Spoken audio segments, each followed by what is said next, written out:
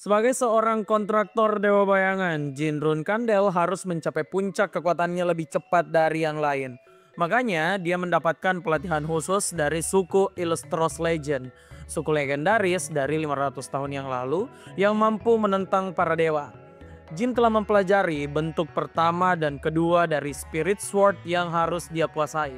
Sekarang, apa yang menantinya di depan sana? Untuk tahu, mari kita mulai lagi alur cerita Kontraktor Dewa Bayangan part 14. Setelah berhasil menguasai bentuk pertama dan kedua dari Shadow Blade, Jin kemudian ditemui oleh Tantel. Dia memberikan Jin Barisada kembali. Jin sudah boleh tuh menggunakan pedangnya sendiri. Soul Absorbing Sword yang selama ini dia pegang dan menyulitkannya akan kembali diambil oleh Tantel. Jin menanyakan kenapa dia sekarang bisa mengganti pedang. Nah, Tantel menginformasikan kalau Jin sudah selesai latihan. Sekarang dia menuju tantangan sesungguhnya, yaitu melakukan sparring dengan anggota suku Illustros Legend. Jin mengira dia akan melawan War King, tapi dia malah ditertawakan oleh Tantel. Jin hanya akan melawan member biasa dari suku tersebut. Jin merasa kalau dia bisa menang dengan mudah.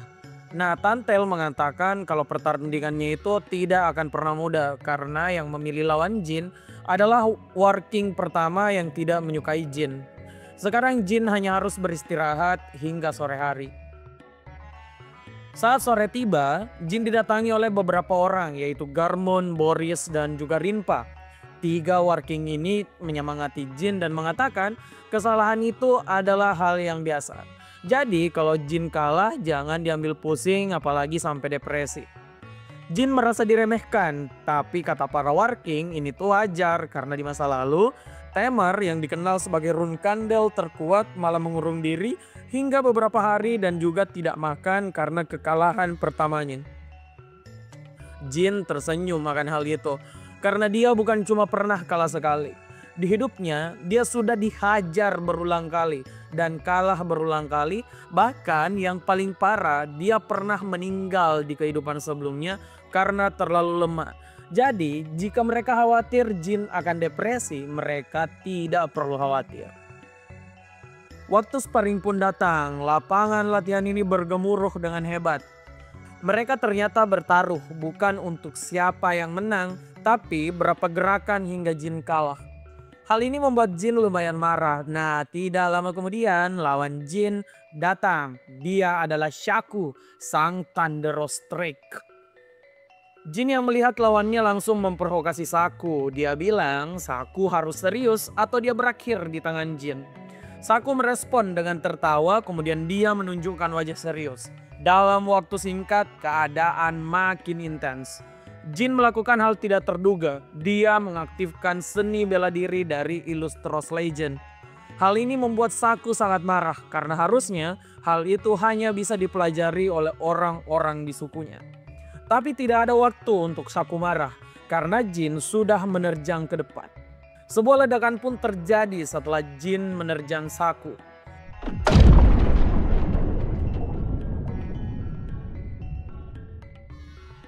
Momen ini memang ditunggu Jin. Dia melatih seni bela diri tersebut selama berminggu-minggu.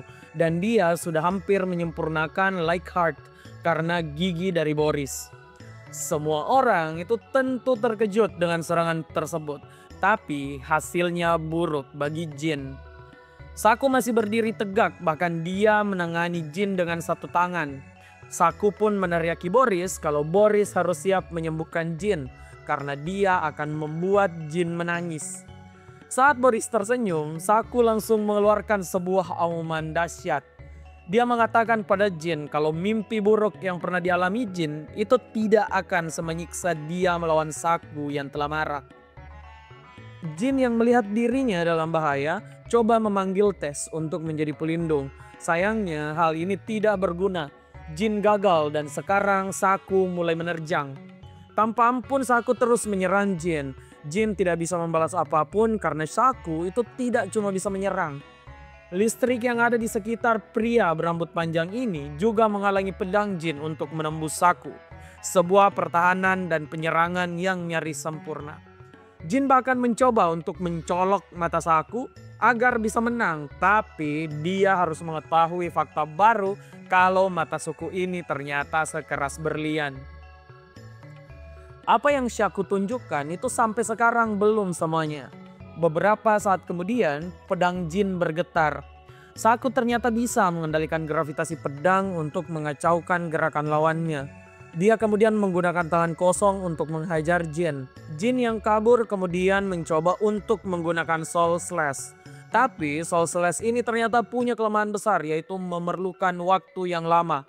Shaku tidak akan membiarkan hal tersebut.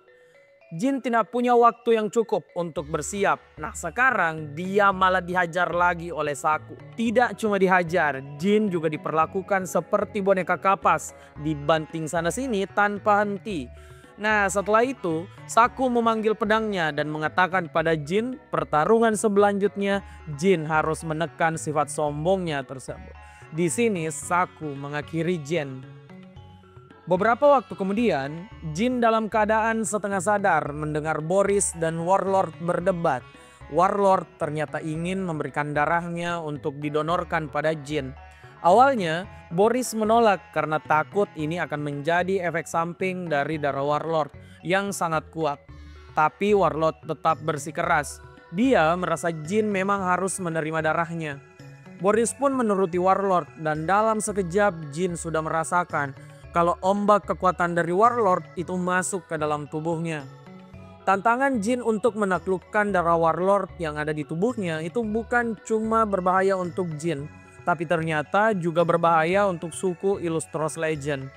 Jika Jin tidak bisa bertahan, maka suku ini juga akan tersapu sebab tidak ada lagi kontraktor Solderet yang bisa mereka latih. Hal ini membuat Jin menggila dan juga putus asa. Untung saja di tubuh Jin sudah ada Manticore Wine.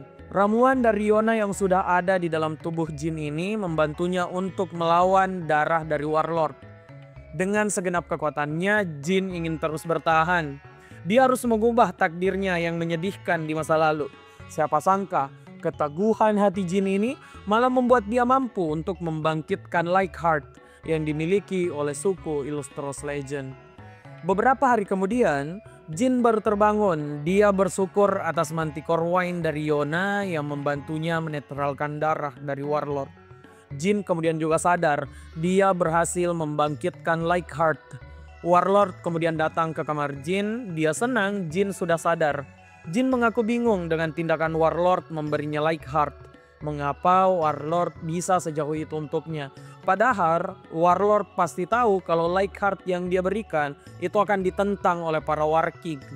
Apalagi jika Jin menang dengan Lightheart tersebut, bisa jadi dia tidak diakui sebagai brother karena dianggap telah dibantu oleh Warlord. Warlord tidak menjawab, dia malah bertanya pada Jin. Apa yang akan dia lakukan jika benar para War King dan anggota suku lainnya tidak mengakuinya? Jin menjawab dia akan terus mendaki dan mendapat pengakuan tersebut.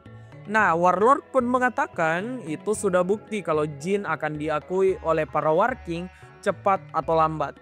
Bukan karena Lightheart, tapi karena dia bisa memang itu membuktikan dirinya pantas menjadi brother. Setelah pembicaraan tentang Lightheart, Jin juga berbicara tentang dia harus keluar dari Lavrosa di bulan Mei. Sekitar 2 bulan dari pembicaraan mereka ini. Jin berharap dia bisa kembali nanti dan sekarang latihannya bisa makin intens. Warlord pun setuju, dia akan berlatih dengan para War King dan di sore hari dia akan berduel melawan Shaku.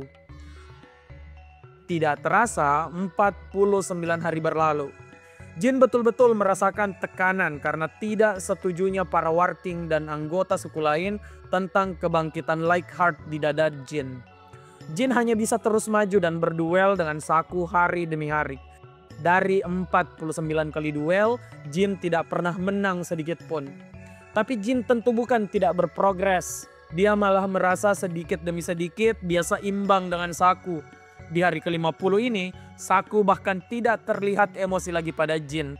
Dia malah memperlihatkan aura pertemanan, tapi dia itu tetap serius menghadapi Jin di dalam duel. Di tempat lain di arena ini, Tantel ternyata menanyakan pada Warlord tentang rencana Jin yang akan pergi dalam 2 bulan.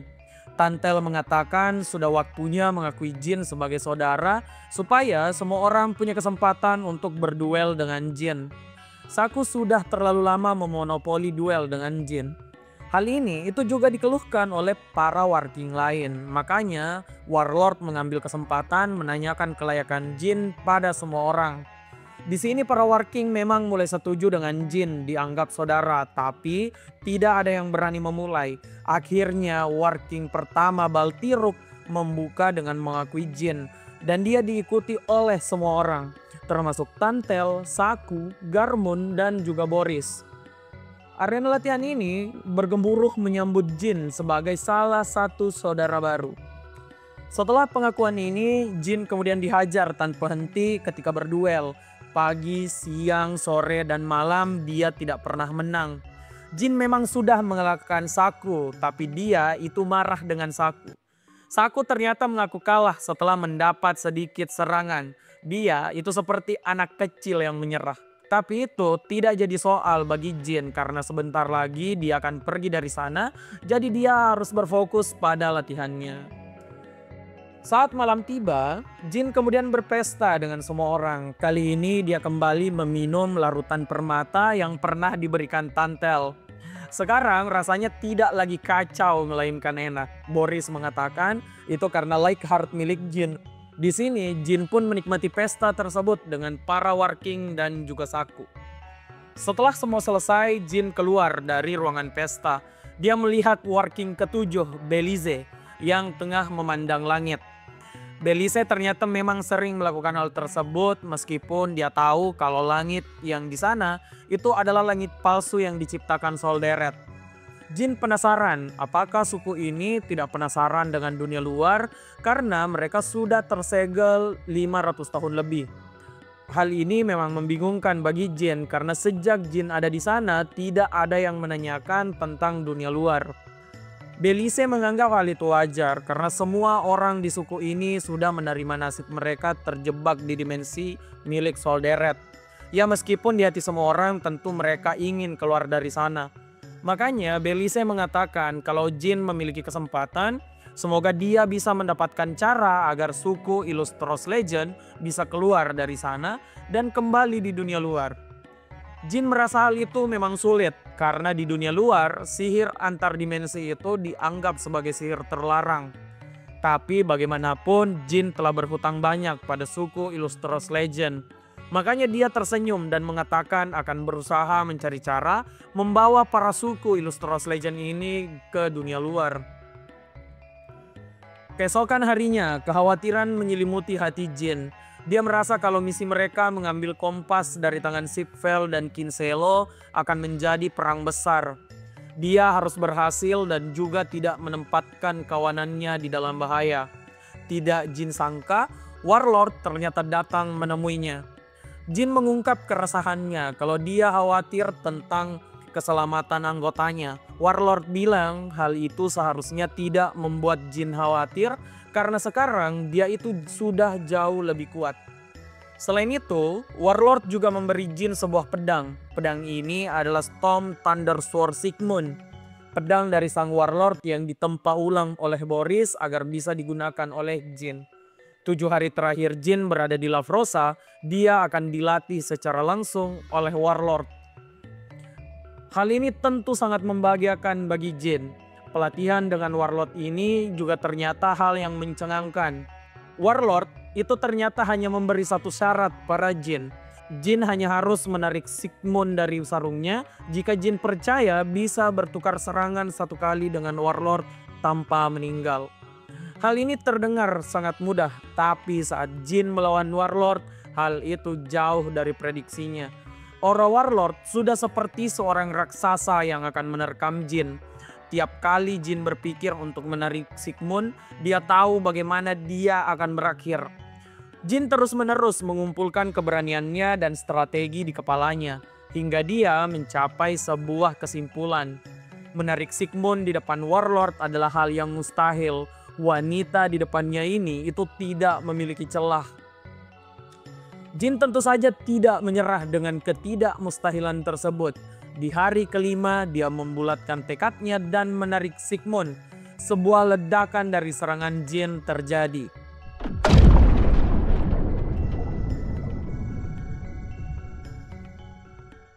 Saat ledakan mereda, serangan jin menggunakan Sigmund dihentikan Warlord hanya dengan satu jari. Hal ini bukan sebuah kegagalan. Jin ternyata berhasil dalam ujian dari Warlord karena dengan menarik Sigmund, Jin mendapatkan jalan untuk bertukar serangan dengan Warlord meski hanya satu kali. Hal ini membahagiakan bagi Warlord karena dia tahu Jin punya solusi untuk masalahnya sendiri. Jin hanya terlalu takut dan khawatir tentang masa depan. Hal ini membuat Jin tertegun, dia tersenyum dan menyampaikan terima kasihnya. Setelah hari itu Jin dilatih makin intens, dia bahkan diwariskan teknik Holy Sword suku Illustros Legend yang hanya bisa digunakan oleh pengguna Sigmund. Warlord betul-betul melatih Jin hingga maksimal.